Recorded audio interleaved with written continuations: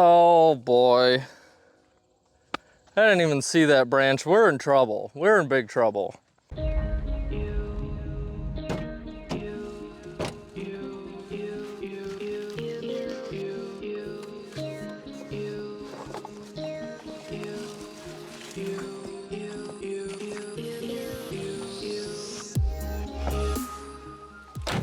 Now let's go toss some plastic. Ladies and gentlemen, welcome back to the channel. On this beautiful, crisp morning here in Michigan, we are taking on Vicksburg Disc Golf Course, and you guessed it, Vicksburg, Michigan. And guys, we are starting off with an absolute doozy. We have no tee signs, and hole one is 468 feet. Far too long for a hole one, but it is gorgeous. Long, swinging anhyzer shot, and then it S's back into the woods. My arm is definitely not warmed up at all, but we are gonna try to give a nice send with our Proto Hades. I'm really excited to get this round started. That actually felt like a great throw. Oh, we caught those trees, overturned it a little bit. I thought because it was so early, we weren't gonna, get a big turn on it, but great start. Let's get started. We have left ourselves 127 feet, and as you can see, it's a beautiful little opening in the woods, very sharp left turn. I'm gonna go with a soft justice. Skip up there. All right, I think that was perfect. For the three, hole two, 392 feet. As you can see, we have a pretty big opening up there. The basket's tucked way off to the left. Big hyzer shot. If you hit early, you're gonna be in a world of hurt. We are gonna full send our Garrett Girthy Wraith, nice and easy. We're not trying to get max distance on this shot, but just to hit the fairway. Oh, be okay. I think that was okay. I think we may have hyzered a bit too much. I should have committed a little more to that shot, but let's go find it. Here's where the Wraith ended up 70 feet away. And as you can see, we have this funky tree that's like in a legit 90-degree right turn, just right in front of our putting path here. I could really try to go for it for some sidearm flick, but I surely would smoke the camera. So sadly, we are gonna have to lay this one up. Something crazy. Oh, that would have, last second I decided to go for the big crazy shot and it almost worked. We'll gladly take that. Real quickly, I just want to say, primarily for this round, we will be playing the shorts. Now, I got into Vicksburg pretty late last night. I did meet an awesome local. I helped him find his disc on hole two, and we were best friends ever since. You know how it goes in the disc golf world. And he showed me the lines for the shorts. And guys, there's no tee signs. There's a lot more danger here than I realized. There's a lot of swamps, a lot of stuff, easy to lose a disc. So unless we can see the basket from the longs, we are going to play the shorts. The shorts still have pretty good distance anyway. Some of the long tee pads aren't that much farther than the shorts. So just a heads up for you guys, we are playing the short layout. Hole three, 183 feet dead straight. And guys, this is one of those sneaky holes I was telling you about yesterday. I threw my Envy right here. It went past the basket just a little bit and was in the water. I had no idea that it came up that quick and the downslope was that sharp behind the basket. So we were playing it much safer today and going with a soft Rhino.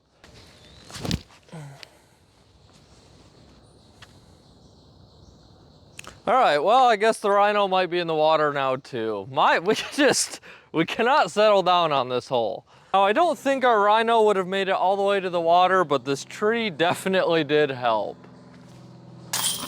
Hole four, 239 feet. You do have a couple options on this one. You can go right up the gut for just that perfect slight turnover the entire way. You do have a forehand line if you want to bend around this big tree right here. And you could go for more of an overstable, push this right side, and then get that left finish. We are going to go straight up the gut with our Envy.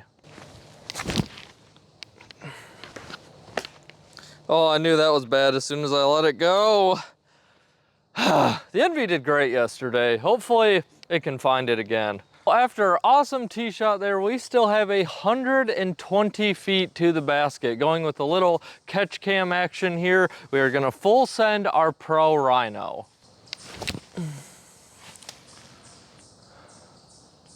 All right, nice looking shot. We needed that one. Hole 5, 291 feet dead straight. As you can see, this is kind of a tricky fairway. You want to kind of have some gradual right turn the entire way down, but you do have room for that big left finish. I'm going to full send our Proton Envy.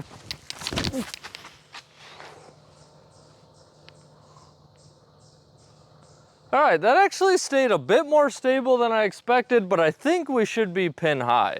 The Envy worked out way better than I'd ever expected, but that's a nice thing when you have a disc that just perfectly beat in. I completely misreleased that on too much of a hyzer. It still just flipped up and held dead straight. Hole 6, 255 feet, and this hole is pretty fun. As you can see off to the right up there, we have a huge mound, and that essentially is just the guardian for the basket. I think the basket's about 20 feet on the other side of that mound. We are gonna full send our Envy.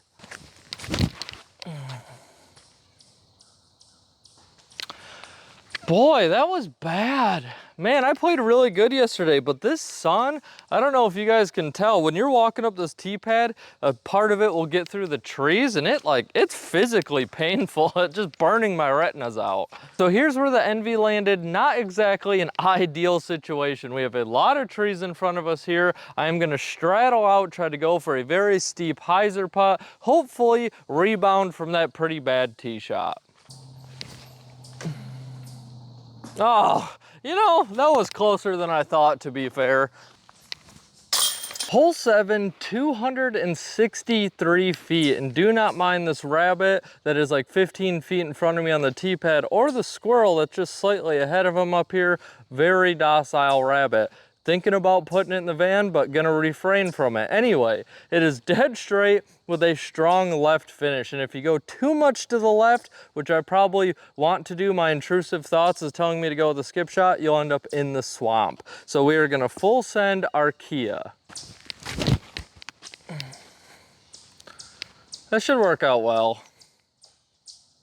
I think that worked out pretty well. Let's go find out. This worked out much better than I thought, and as you guys can see, if you hit here quick with a skip, good luck, you know, good luck finding that thing. Hole 8, 231 feet, and as you can see, you just kind of want a slight ante the entire way. This is one of those holes that I'm sure in the fall is like a must get, and then as everything continues to grow, our gap gets smaller and smaller. We are gonna full send our Envy.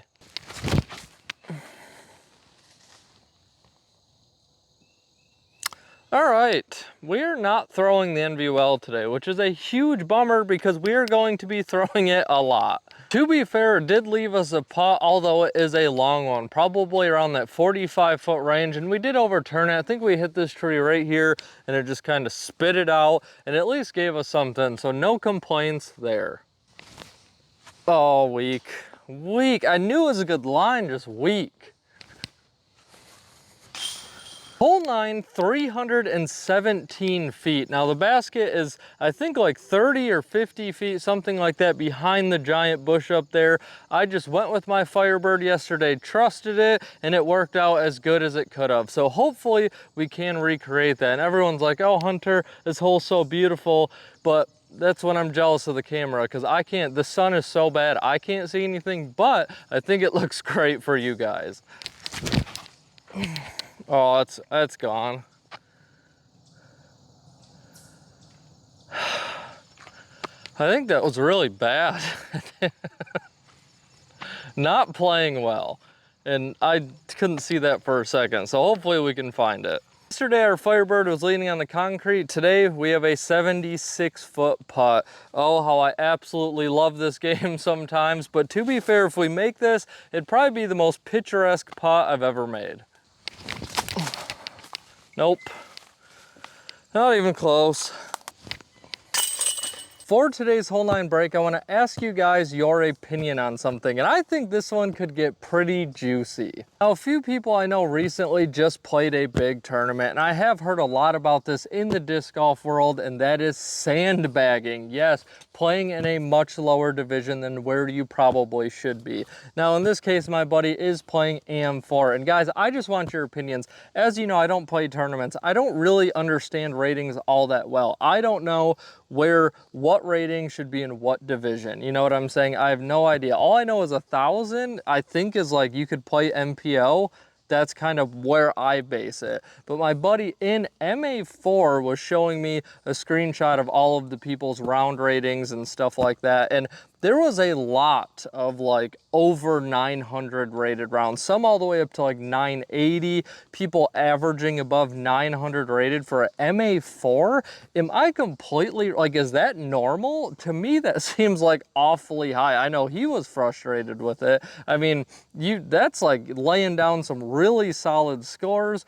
And I know I've just read about it so much on the discussion pages of how bad sandbagging can be in this sport. I would assume that there's some kind of governing body that after somebody lays down a round like that, they will be forced to move up. Am I right or am I wrong? I truly don't know the answer to that, but what do you guys think? Like, what kind of restrictions, how do you think that this problem could be handled and possibly even solved in the disc golf world? You guys let me know your thoughts and your experiences with tournaments if you play them. If you've run into like some sandbaggers, people who obviously should be, you know, in a higher tier. And let me know, the important thing is what rating do you think is what? Like, let's just say hypothetically, 400 to 500 is MA4, 500 to 600 is MA3, so on and so forth. I know that's much lower, but give me kind of the bracket of where you think, you know, your round should average out rating-wise and what division that you should play in. Thank you. Also, if you guys are enjoying the content, please remember to take a minute, hit that subscribe button, leave a like. I would greatly appreciate it. Hole 10, 297 feet dead straight. You do have room to work that right to left finish, but behind the basket is swamp and it does kind of drop downhill. So you do not want to be coming into this pin with too much speed. We are going to full send our Star Crow. Oh, I think that's perfect. Oh, you know, my gut's telling me that was really close to an ace run. We'll see when we get up there where the disc is, but as soon as I let it go, I had that feeling. Seeing where this crow landed, I absolutely do think that we had a run, and apparently this is OB, so we are just hanging on by the skin of our teeth here. Hopefully we can knock this one down and get a nice birdie. Barely.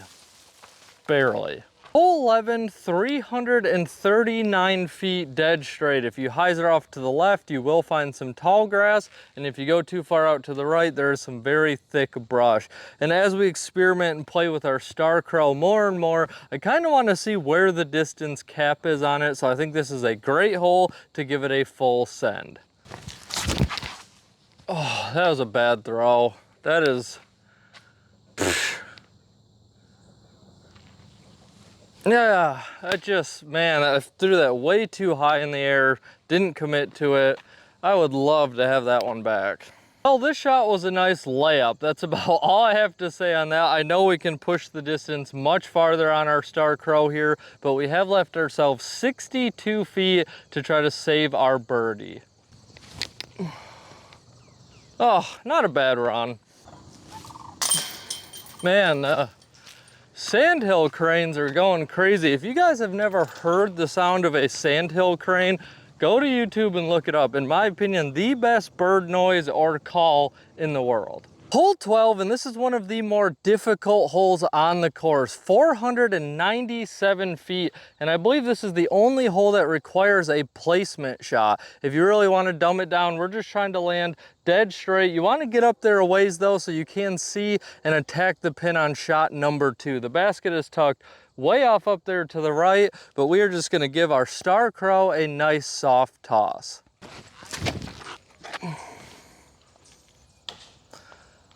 Oh boy. I didn't even see that branch. We're in trouble. We're in big trouble. Absolute worst case scenario here. If I had more confidence, I would take a tomahawk and just rip it right up the gut down this fairway, but I know we have danger to the left and right. So we do kind of have to take our medicine here, and I am gonna force a little Annie shot. I cannot see a thing. Hopefully the camera will pick it up because I'll probably need it to find my envy. Oh, that actually felt perfect.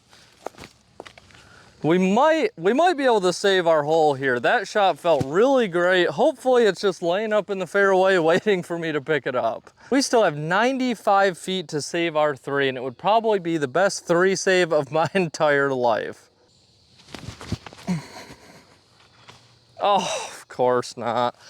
Of course it's not. I'll still take the 4. One quick thing I want to point out, guys, because this is very important to me. The atmosphere here at Vicksburg is amazing. I've met a handful of people here so far, and they've all been very nice. And that is not always the case when you're filming. You get very mixed reactions. Some people are super nice. So I don't need to go down the list. You have positive and you have negative. And everybody here has been super awesome. I met some guys in the parking lot, gave him a sticker. He slapped it right on his, you guessed it, Subaru immediately. Like, they're just very nice people, and that's a big deal to me when it just feels good when you show up to a course. So just some food for thought for Vicksburg. Hole 13, it's only 189 feet, but as you guys can see, it is one of those tricky holes. We've all seen them, you step up to in the woods, and it's just dead straight. Simple, but you usually mess it up. And there is room to kind of go down this right side with the left finish, or you can hug this left side with kind of that slight turn the entire way, and that's what we're gonna do with our Envy, and hopefully get this thing back on track. All right, I think we got some good ground play. That should do just fine. Leave ourselves a putt. Nice rebound hole for the Envy. Now, it wasn't the hardest hole in the world or the longest, but it was pretty technical, and that's what we're looking for with this thing. Hole 14, and this is one of the most terrifying 219-foot shots you will ever see.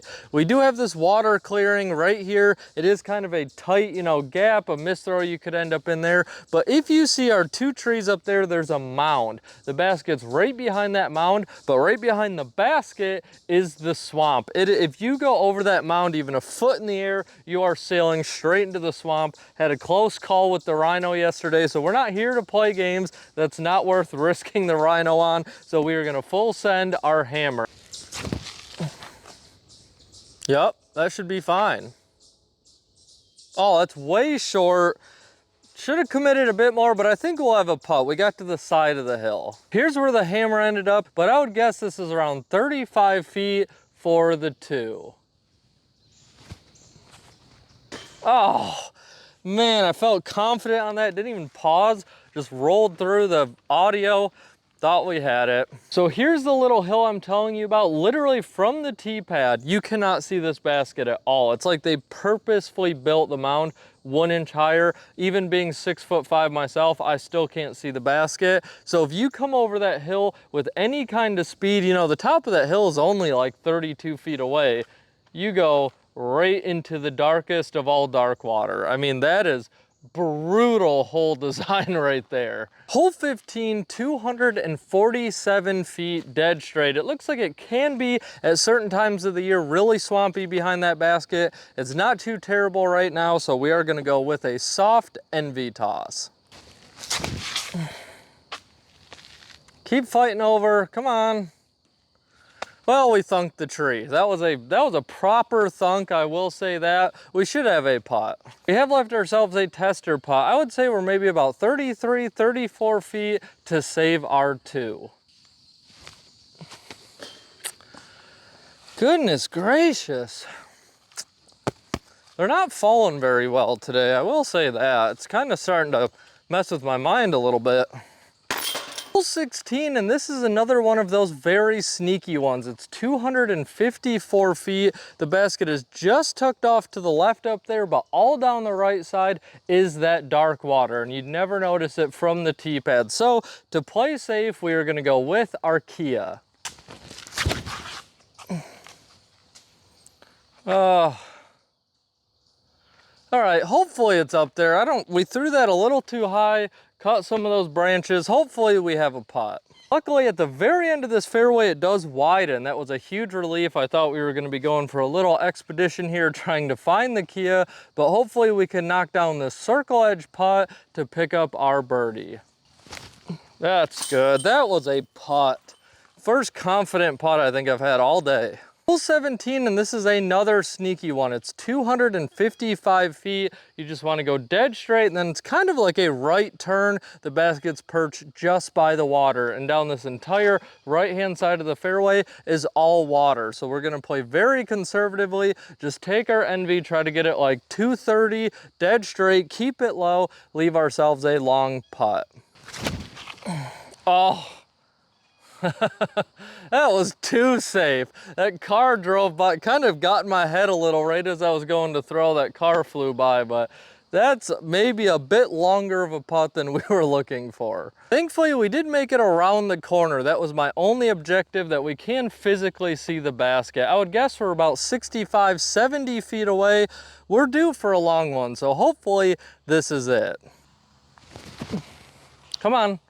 Oh. I don't know if nicking that branch did all that much, but I'm gonna pretend like it made all the difference. That was going in. And there is the dark water. It sneaks up on you here. And rounding off, honestly, a very fun day here at Vicksburg Park. We have hole 18, 250 feet, dead straight. You kind of want to hold that slight right turn, or you can rocket something up the right side if you want to go for a big skip. That's definitely more of the ace run line, is to push that right side with more stability, but we are going to hug the left side with our NV and hopefully end on a good note.